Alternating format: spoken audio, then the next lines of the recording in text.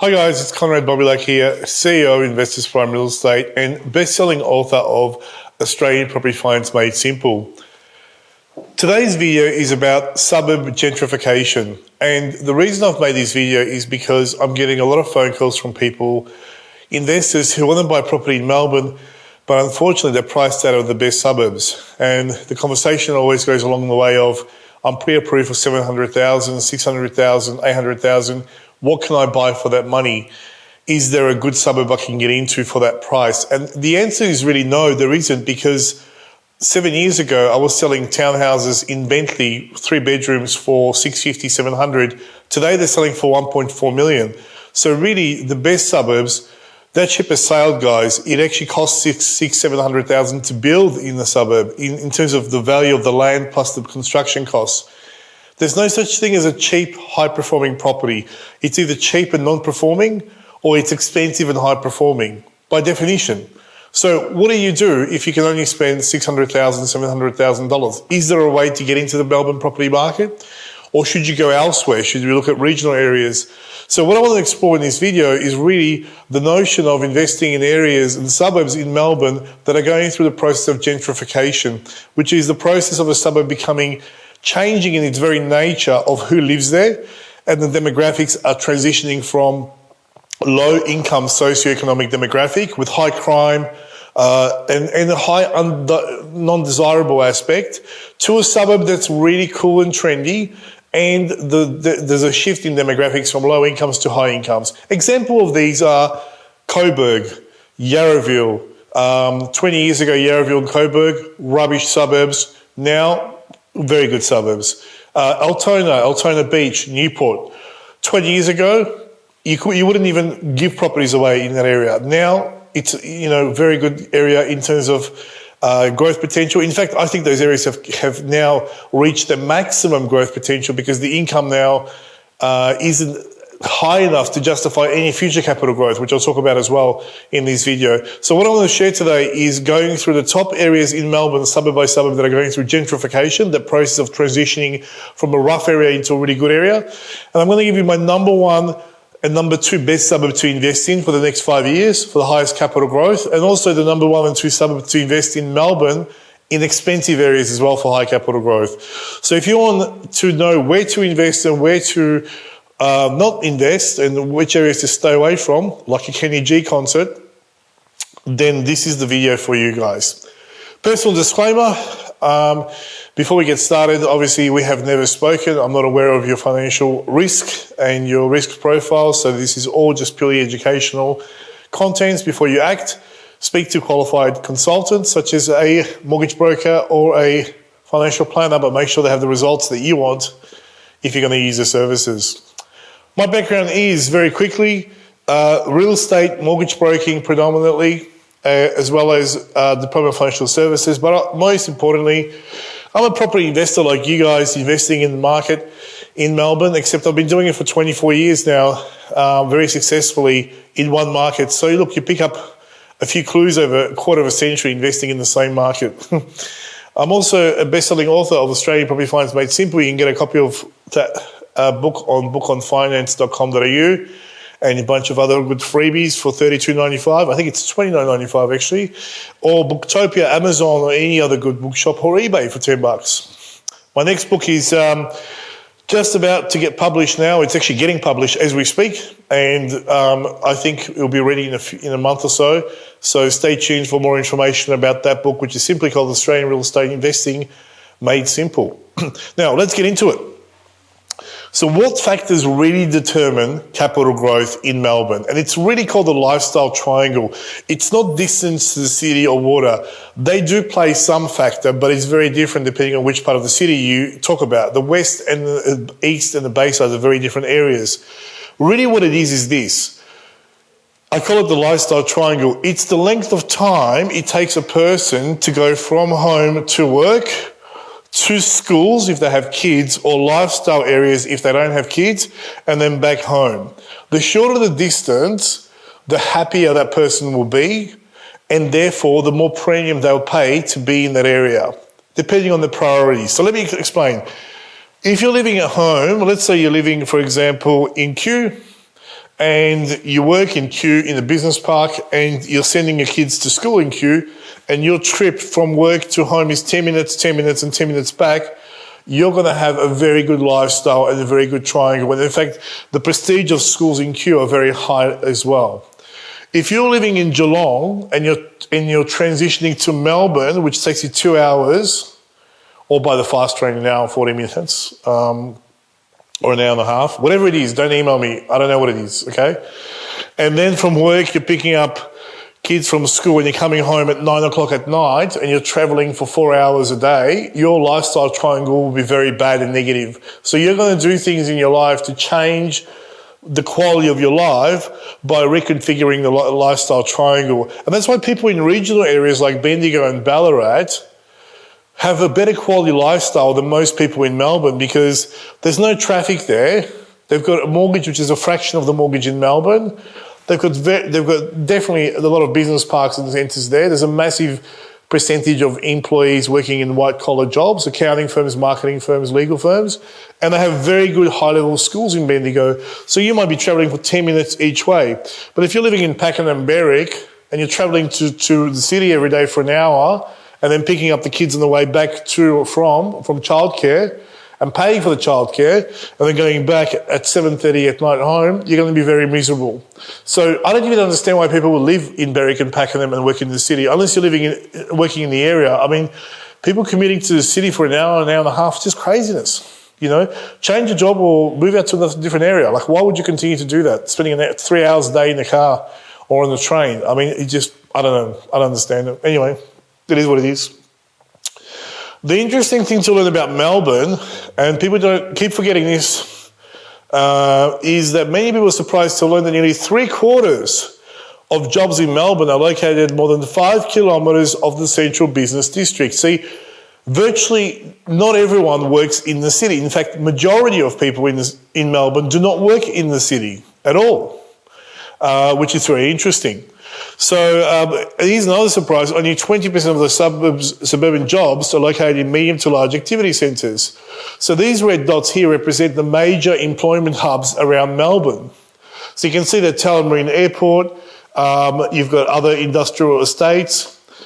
These areas here are predominantly white-collar business centres, with the exception of Clayton and Dandenong and Narre Warren. These are a mixture of white-collar and blue-collar factories and industry.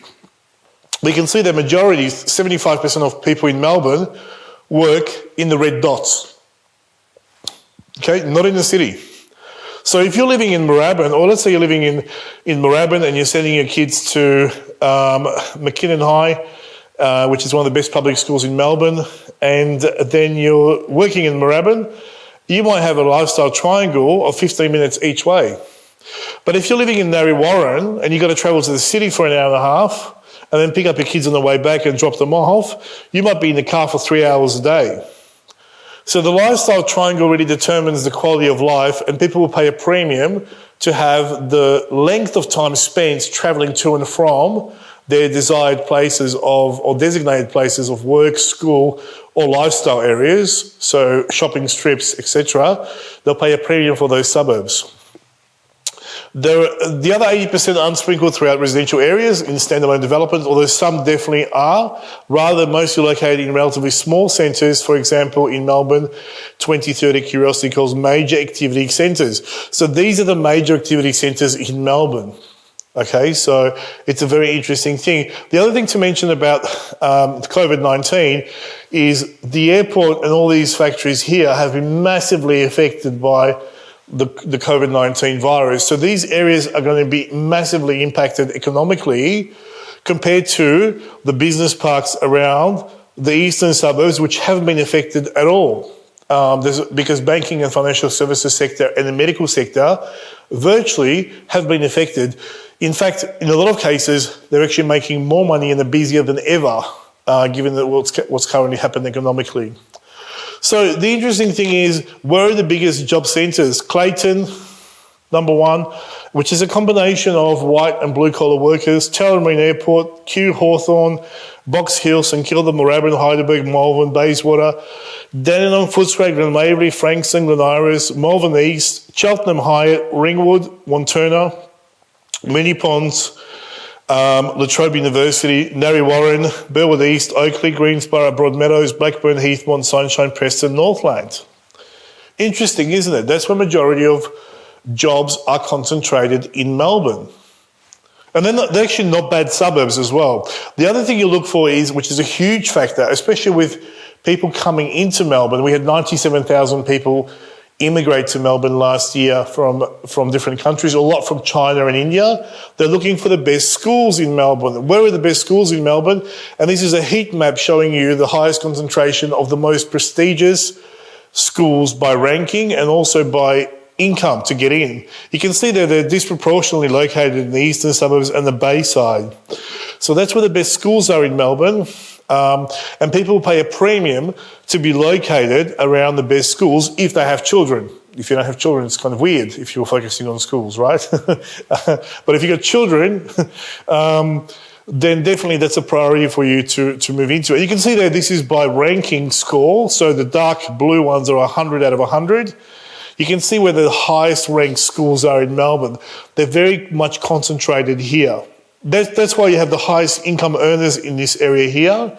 You've got the best schools in Melbourne, and also you have the best shopping in Melbourne and the best infrastructure to get to the city and the best lifestyle sectors in Melbourne as well. Guess where I source the majority of the properties for my clients? In this area here. Yes, there are exceptions. Williamstown, East Melbourne, there are exceptions and there are really good suburbs in the west and north, but predominantly this is where the money is. And if you look at the rank of schools as well, this is out of 100, you can see majority of them, are in Brighton and Canterbury and Kew. Canterbury, Toorak, Hawthorn, Armidale, all the suburbs in the east have the highest ranked schools. You can actually check that out online. Walk score is also an international measure of measuring the walkability factor of a suburb. And you can see that a heat map, the green sections represent the highest walk scores, which means that within 5 minutes walking distance, you can access transport, schools and infrastructure. So for example, in that particular time frame, South Yarra had the highest walk score in Melbourne. Within 5 minutes walking distance, you can access over 50 to 100 restaurants, best schools, tram, train and bus. The lowest walk score was Hallam. Within 5 minutes walking distance, you're no closer to a coffee or a school or any kind of form of transport, you're just in front of someone else's house. So Hallam had the lowest walk score. By the way, walk score is not the best way to measure things. It's just one of the methods of measuring the livability factor of a suburb. So in Melbourne, what you want to do is find out, well, where are the areas in Melbourne that are going through gentrification? And every property cycle gets started off by the same suburbs. Brighton, Toorak, Canterbury, East Melbourne, which are the upmarket suburbs. And as we go through the property cycle, you can see the red sections are the suburbs that kick off. It's not always exponential, by the way. They go back and forth. But you can see that this is the last property cycle that we had. And it spills over from those suburbs and keeps going. And this is what we're going to experience after COVID-19 will pass. We're going to go back into the normal scheme of things, except people on this side of the city and the north are going to be massively affected in terms of job income opportunities versus the east and the Bayside. So you can see that's what happened in 2017, and then it starts over again, and it should have started in 2020, but we had, obviously, the coronavirus pause the whole thing. So what you want to do is position your properties in line with what's going to happen in the next property cycle. Is it going to be exactly the same as the last cycle? No, it's not going to be exactly the same, but it's going to be very similar. And then it goes backwards, by the way. So March, when the property cycle started to contract, it went backwards. And this is where the media jumps on saying, everything's going down by 6%. Yes, but I've just made 100% of my money in the last 6 years. So it's not a bad thing. It's hilarious how uneducated the media is in Australia. I mean, I look at these journalists writing these articles. They're 22, they've got an arts degree, God bless them. They're probably renting, no idea what they're talking about, and they're writing articles about the Melbourne property market, So which areas are the best areas to target in Melbourne? It's really determined by income demographics and household income per person. So if you look at Richmond, for example, Cremorne, same thing. Per person income, $2,537 per week per person. By the way, the average income per week in Melbourne is $674. So in Richmond, people are making $2,500 per week individually. So obviously the white collar professionals, architects, doctors, lawyers, accountants, etc. East Melbourne, Port Melbourne, Middle Park, Toorak, Elwood, Albert Park, St Kilda West, Clifton Hill, South Yarra. If you look at the growth in Australia for the last 10 years, so this is 5-year growth, Victoria, St Kilda East, 47.5% growth. If you just look at Canterbury, 42.9% growth. So these areas will double in 10 years' time without any problems. So you've got to target areas that have the highest income demographic, and then you've got to target the areas around those areas that have the potential for gentrification and spillover effects. So remember what factors really determine property prices. It's not location, location, location so much. It's scarcity, so lack of supply, that means there's no land left available. It's not a new subdivision. There's no land left. Everyone's competing for existing stock. And high demand by the right income demographics. So high demand by people with high disposable income. Therefore, what's the definition of low capital growth? Unlimited supply. So your fringe suburbs in Melbourne, Point Cook, Truganina, Tarneit, your Roxborough Park, South Morang and beyond, and your Berwick and Pakenhams. Unlimited supply and no demand by the right demographics. They don't want to go there. It's demand by the wrong demographics, by low income earners, which means there's a capping on how much they can afford, which means the area stagnates and grows barely keeping up with inflation, 3-4% growth. You can't lose money, by the way, in house and land estates in Melbourne. But if you're buying something for $450 and then 10 years later it's worth $500, what's it going to do to you? Nothing. So what properties to target in Melbourne? Before we get into gentrification, townhouses are the best properties to target in Melbourne because they give you the highest rental, number one, much higher than any house in the suburb, relatively speaking, for the same price. Because if you're competing with an old established house, let's say, for example, you're buying a $1.2 million townhouse in Templestowe. If you buy an old 50s house in Templestowe on a massive block, because it's going to be 3 bedrooms or 4 bedrooms, 1 bathroom with original 1950s, 60s fixtures and fittings, your rental yield is going to be 2%, 2.5%. And there's no depreciation on the building and fixtures and fittings. But the biggest thing is your land component is going to be $1 million, which means you're paying $8,000 a year in land tax.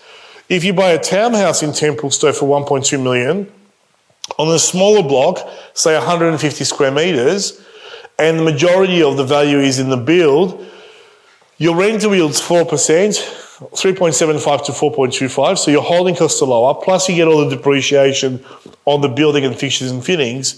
But most importantly, because your land is so small, your land tax is only going to be about $2,000, $2,500 per year. Land tax will kill your ability to build wealth through detached houses, old houses in a suburb. It is impossible mathematically for you to do so. This is what I keep telling people. That's why you focus on townhouses. Yes, the big block with the old house will always outperform the townhouse, but so what? You're only going to be buying one. With these townhouses, you can buy 5 over 10 years and really change your lifestyle. Remember, don't fall in love with the property, fall in love with the numbers. Fall in love with the numbers. The townhouses will still grow at 80% as good as the detached house. So if a house is growing at 10% per year, a townhouse will do 8%, 7% per year. Not as good, but nearly as good, but it's costing you nothing to hold on to, and it's putting money in your pocket. So the townhouses give you the best bang for buck. Now, have a look at the capital growth for houses versus townhouses in the last, this is in 2019. So for Q East, the growth for townhouses has been 38.93%, 910,000. For houses, 0. Because there's more affordability in 910,000 versus 1.786 million. So a lot of suburbs, the houses actually don't go up as fast as townhouses because here you're getting Q East, you're getting the postcode and the dwelling without the land component. And people don't care about the land anymore, guys. No one wants a backyard anymore.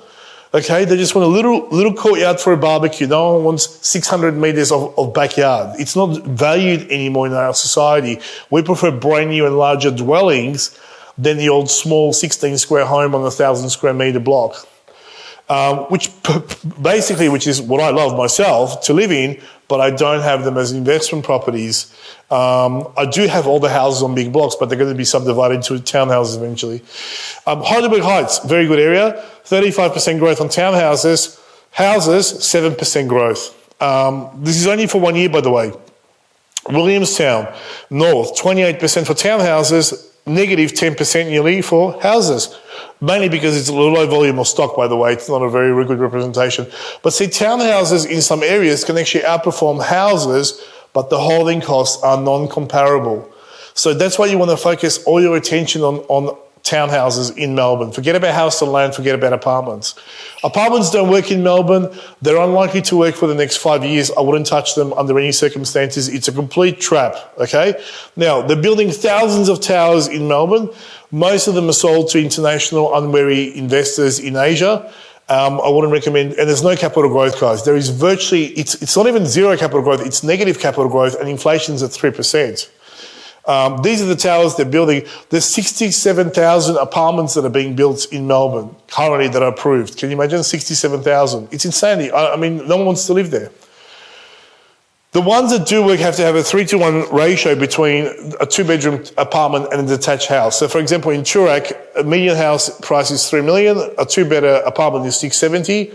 That's a 3.4 ratio, which means you need 3.4 apartments to buy a house, which means a completely different market. So for most people, they can afford 670, they can't afford 3 million. So it's either Toorak or another area. So where you have a 3-to-1 ratio, yes, apartments can have capital growth, and that's why there's only like 12 suburbs in Melbourne: Toorak, Dippendick, St Kilda West, East Melbourne, Kew, Glen Iris, Garden Vale, which is Brighton, Hawthorn East, Armidale, Middle Park, where apartments do work, especially Middle Park and Port Melbourne. You can buy apartments there comfortably, they'll work very, very well. Port Melbourne's, by the way, is number 11. So yes, you know, and Elwood's also a good area for apartments, but beyond that, apartments just don't work in Melbourne. If you're buying apartments, low density, guys, 10, 15 in a complex, 20 maximum, nothing over 50 because then it gets classified high density. But I wouldn't touch them.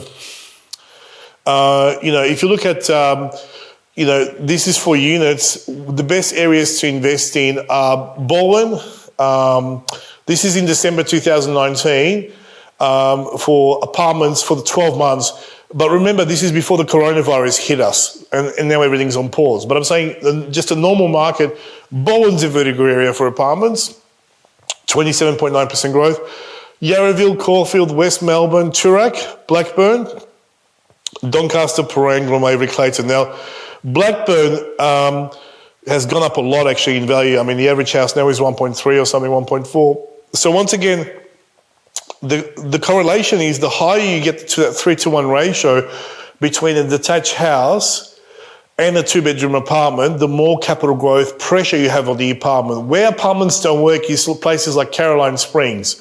2-bedders are going for 670, 650, and you can get a house there for 750, 800. I mean, it doesn't make sense, right? All the house. I know houses are more expensive there, up to $1 million plus. But I'm saying is they're too close in price to make it worthwhile. So you've got to have almost like a market that if you don't buy the apartment, you miss out on the suburb.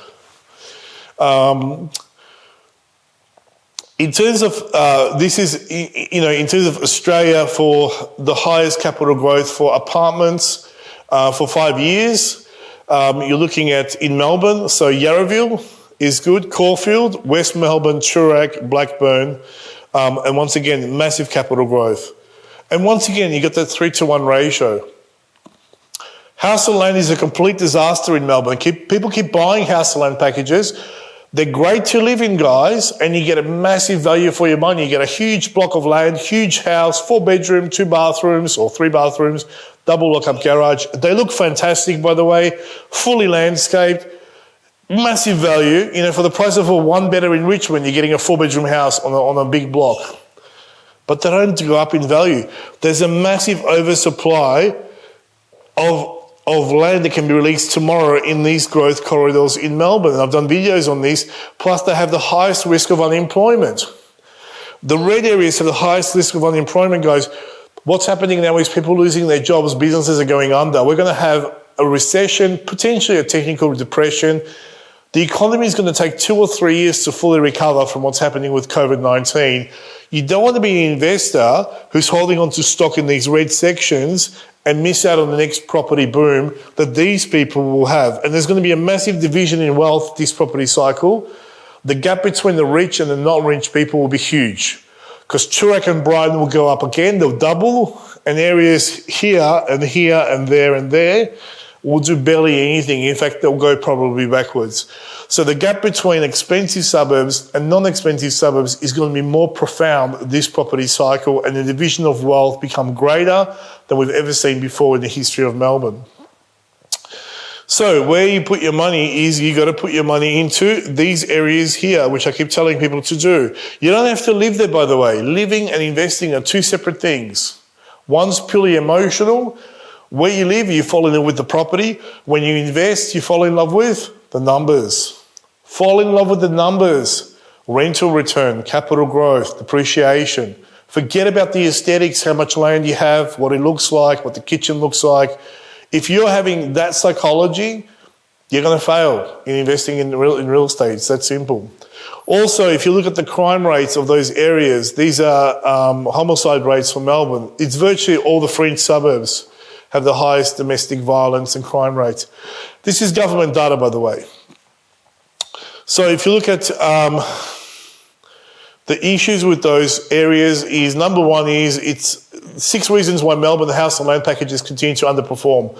Because people ring me and they say, I want to buy a property in Point Cook or Williams Landing or any of the estates. I mean, you can buy it. I mean, you know, what are you asking me? Whether it's going to perform well? No, it's not. It's not going to perform well. These are the challenges with those suburbs. A dominant low socioeconomic demographic that tend to buy and reside in the area tend to result in higher crime levels, higher level of domestic violence, high level of home burglaries, and higher cases of road rage, gangs and violence. It's the reality of Melbourne. Social issues associated with isolation, lack of community. The people that actually are good are scared to go outside because they get, you know, bashed by other people, or there's gang violence or whatever it is. So a lot of people feel isolated in their suburb, and they pretty much come home from work, they drive into the garage and they stay home. They don't even go for walks in their own suburb, which is weird. Why would you even do that? So these areas have high levels of depression due to a dominant low socioeconomic demographic prevailing in these suburbs. Lack of government planning and spending around transport, accessibility to job centres, and Melbourne's central business district. Let me tell you, people get stuck in the road on the Westgate Bridge, right? Even though you've got a house in Point Cook, which is 28 km from the city, it takes an hour to get across the Westgate Bridge because it's only 3 lanes and 2 lanes. It's a bottleneck. So people are trapped on the road, if you're working in the city, for hours every day. You know, and this is the problem with town planning. I mean, the government has really let those people down in terms of the town planning and accessibility to the city. Lack of lifestyle shopping strips and parks and amenities. One of the best shopping strips in Melbourne, in my opinion, is Centre Road in Bentley or Sydney Road in Brunswick, right? Where you have kilometres of shops you can walk up and down. And when we lived in Brighton East, we used to spend years walking up and down Centre Road, especially when my little daughter was, a baby. So we used to get the pram out, go down, have lunch, go do our shopping, come home at 5 o'clock just before dinner. And that was a weekly thing on Saturdays we used to do and have lunch with friends and family. These new fringe suburbs haven't got that. They've got those silly shopping centres where you drive in, you park, and then you go in, do your shopping, and you run out of there. They are missing that community, village-like shopping lifestyle atmosphere that people have in some suburbs. And because of that, that is reflected in prices. Bentley versus, for example, Pakenham or other areas. The worst thing is the schools in those suburbs are very bad to extremely bad, or average to extremely bad. You can't replicate and I'm not talking about ranking here, I'm talking about prestige as well. You can't replicate the, prestige and culture of Scotch College in a new suburb. It's just not going to happen. Those schools take 100 years to develop, So people won't pay a premium for those areas because if they've got any money, why would they move there without having access to schools, which is the main reason why people come to this country anyway, is to educate their kids, especially if you're coming from China or India. That's your number one priority. Adequate access to medical clinics and hospitals as well, which is also a big issue. Most people from those areas have to go back to the city to get proper medical assistance, especially for the kids. So the other thing is massive mortgage stress. So that mortgage stress is going to be record high this year, but even before the COVID-19 virus broke out, those areas like postcode 3750, 20% of properties have experienced mortgage stress. So 2 out of 10 houses were 3 months behind in their mortgage repayments. 3975, so Lyndhurst, Lynbrook, Wallet, Craigieburn, Mickleham, Roxborough Park, Donnybrook, all these areas here, and then Clyde North, Cardinia. All these areas have massive household mortgage stress, which means that eventually those houses get fire sold and eventually drags the price point down for the whole suburb. Well, if you look at suburbs like Balmoral, for example, at the same time, it had zero mortgage stress. If you look at areas like Mentone, zero mortgage stress. If you look at Box Hill, zero mortgage stress. Everyone pays their mortgages because they have more money, more secure jobs. So as an investor, you've got to be aware of those things when you're putting your money into an area, especially more so now, given what's happening in the economy. The biggest problem with these areas is the amount of these developers that keep developing them, and these are all publicly listed companies, by the way, you can verify this data. So Peak Limited, one of the biggest land bankers in Australia, they tend to sell 2,500 blocks per year, but they have access to 44,000 blocks of land that they can currently release. So these developers like Sunland, Villawood, Mirvac, Peat, Australand, Stockland, they're holding on to tens of thousands of blocks. In fact, they're holding on to an average of 212,945 blocks, which is 13 years of supply in these new house and land estates in Melbourne, which means there's an extreme volume of stock, 25 years plus of stock available that can be released tomorrow. So you have no scarcity component at all. You have virtually unlimited supply with low demographic income demand. So Melbourne's richest and poorest suburbs are going to be massively divided in this property cycle. The rich are going to get richer. These properties in Kew at Balwyn, these French provincial properties that everyone's building for $4 million, they're going to go to $6 million. Meanwhile, the housing commission areas are going to go down and sideways. So where is the money? These are the most advantaged suburbs in Melbourne. This is government data from the Australian Bureau of Statistics, by the way. I don't make up this stuff, by the way. People think sometimes I'm just sitting at home going, oh, which areas are disadvantaged versus disadvantaged? This is all from the Australian Bureau of Statistics and various other government bodies. So the most advantaged areas are East Melbourne, which means secure jobs, access to really good schools, medical centres, and job stability. East Melbourne, Glen Iris, Surrey Hills, Canterbury, Toorak, Brighton, Ivanhoe East, South Yarra, Camberwell, Balmoral, Albert Park. Now, I know what you're thinking. Well, Konrad, that's fine, but we can't afford to invest there. Properties are very expensive. Yes, they're expensive for a reason, because everyone with money wants to buy them. People push up property prices, remember? The most disadvantaged suburbs are Broadmeadows, Corio, Coolaroo, Morwell, Breeside, Doveton, Meadow Heights, Maryborough, St Albans, South and North. Huge difference between South and North St Albans. No, there isn't. So, what's the best undervalued long-term high-growth suburb to target in Melbourne? In my opinion, if it's upmarket, if it's in a higher percentage price point, Albert Park. So if you've got a lot of money, you can you can spend 1.2 to 1.7. Albert Park, Port Melbourne, St Kilda, East West Balaclava, Brighton, Bentley, Bentley East, Elwood, Hampton, Sandringham, Blackrock, Balmoral. Entry level. So these are townhouses we can get in for, let's say 850, 950, 1 million. Cheltenham, Hyde, Mentone, Morialek, Aspendale, Edithvale, Chelsea, Bond Beach, Chelsea Heights, Carrum. Don't go to Seaford, guys. Seaford doesn't work. Okay, and forget about Frankston. I've been hearing about Frankston for 20 years, how it's going to boom, and I'm 44, okay? Frankston won't happen, so move on, okay? It's not going to happen. What about Frankston? Upmarket eastern suburbs, Mont Albert North, Kew, Canterbury, Camberwell, Surrey Hills, Hawthorn, Balwyn North, Glenwaverley.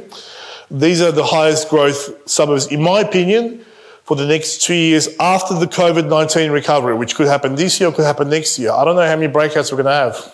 There could be another breakout. Entry level, so 800,000 for townhouses, 900, 1.1. Box Hill North, Heidelberg Heights especially, really cheap, and I'll talk about that in a second. Blackburn, Burwood East, Mitcham, Bayswater, Doncaster East. Now, these are the areas that are going through gentrification, which means they're very rough areas now in terms of crime, income demographics, okay?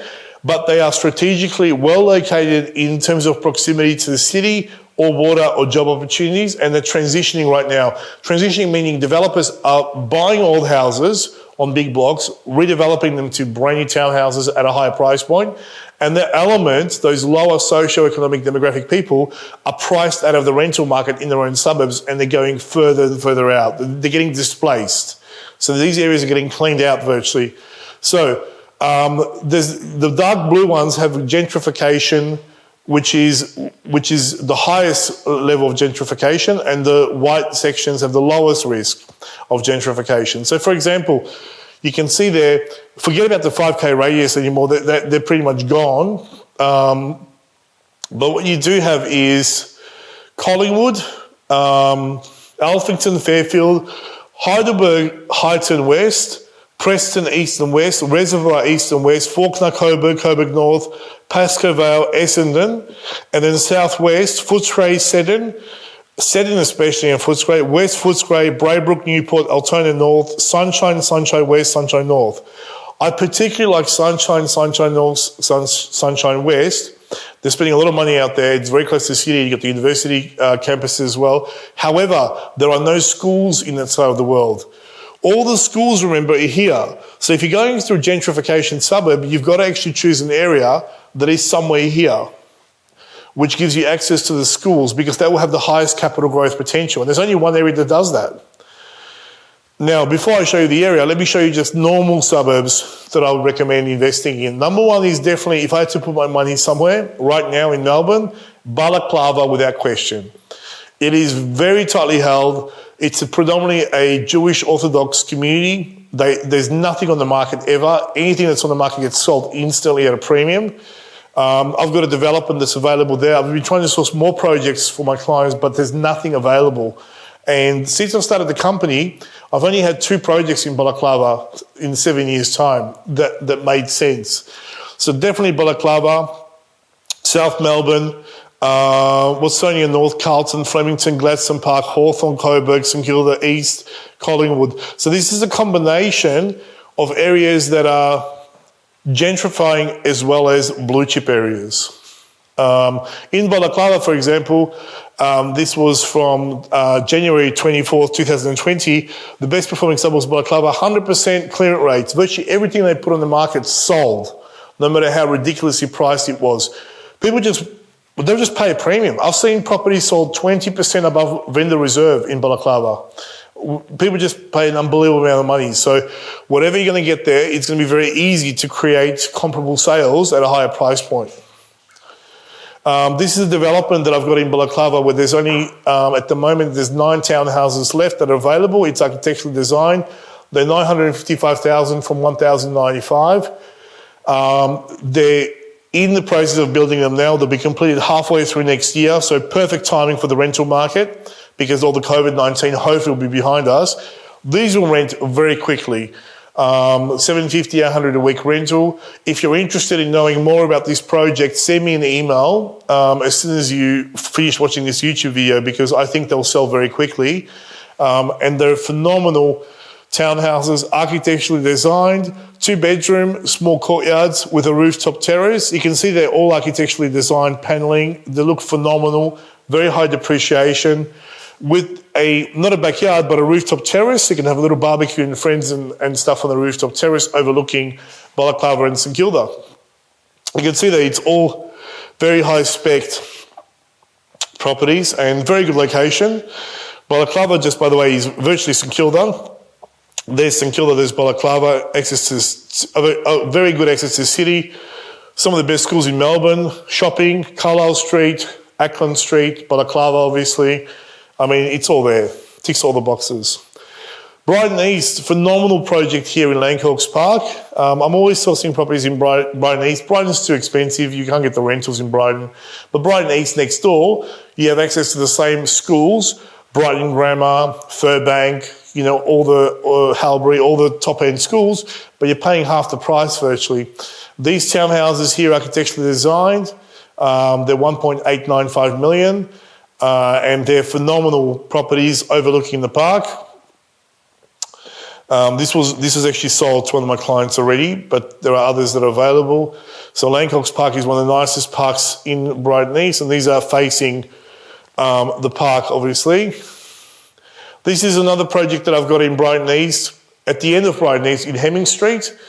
I think Brighton East, next property boom, it will be one of the first suburbs to take off in the Bayside.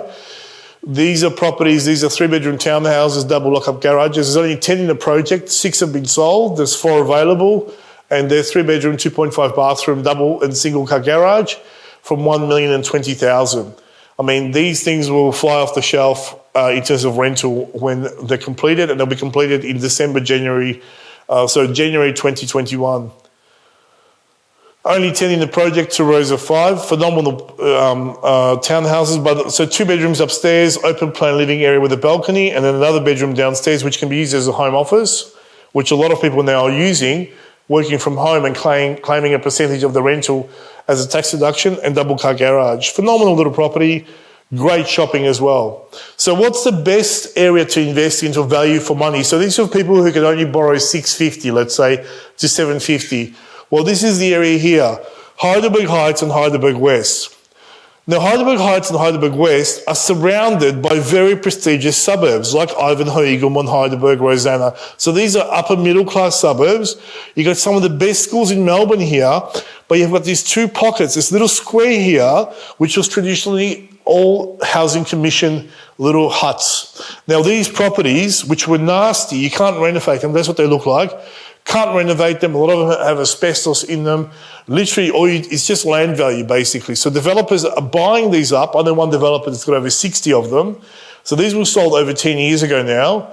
And they're putting together these properties here, which is just brand new townhouses. This is sold, by the way, this is an example of a project. I actually don't have any available at the moment. They've all been sold out, and the developers that are developing those areas, because they're wealthy and smart, they've shelved all the projects until the COVID-19 virus is over. So they're not building anything at the moment. So if you want to be put onto a waiting list for Heidelberg Heights and West, let me know, and I'll put you on the waiting list. And as soon as new projects come on the market, which will be end of 2020, beginning of 2021, you'll be the first to be notified. These townhouses are fantastic. The 4 bedrooms are going for around 760, 770, 780. 3-bedders are going for around 720, 750. 2-bedders, you can pick up still $620,000, $650,000. Great rental, still very rough now, but transitioning into a blue chip area. This is an example of one where we've had a double garage, tandem car park, a bedroom downstairs that can be used as an office, and then you've got 3 bedrooms upstairs as well. So very good configuration, very good use of space. Here's another one in Shelley Street that's sold out as well. And these were 3 bedrooms from 785. Once again, that's all you need for the area is high ceilings, good level of specs. You don't need to go over that. And by the way, this is where they are. And have a look at some of the, you got one of the biggest hospital precincts in the eastern suburbs. You've got very good location. You've got very good schools on both sides of this area. And then you've got this little gap here, which is Heidelberg Heights and Heidelberg West. So surrounded by very good suburbs in all directions. That's why this is the number one area that's going to go through gentrification and will have the highest capital growth. Better than Sunshine, better than Footscray, better than Sportswood, better than Altona and any other area in Melbourne. Why? Because it's surrounded by prestigious suburbs. It's not surrounded by average suburbs like the other areas. It's actually surrounded by extremely prestigious suburbs with very good schools that you can access immediately. So this particular development here was only 4 townhouses, from $785,000. So this is a really good product. This is like the minimum entry level into Melbourne is about $620, $750. Below that, you might as well just go regional. I wouldn't even go buy Melbourne for $550. I'll go to Bendigo. So that's it from me. If you're interested in hearing more about the projects, or if you want to be placed on the waiting list for Heidelberg Heights and Heidelberg West, or if you want access to Balaclava and St Kilda, or Brighton East, send me an email. There's my email address there, conrad@investorsprime.com.au. I'll send you the price list availability, or if there's nothing available, I'll put you on the waiting list, and we can catch up in my office here in St Kilda. I can take you out there, show you the projects as well. So that's all I do all day. I'm very passionate about what I do. I love real estate, and all I do is source properties and talk to investors all day long. I never feel like I'm working. So that's all from me for this video. Thank you very much, guys. This is Konrad Bobilak, and I'll see you on the inside.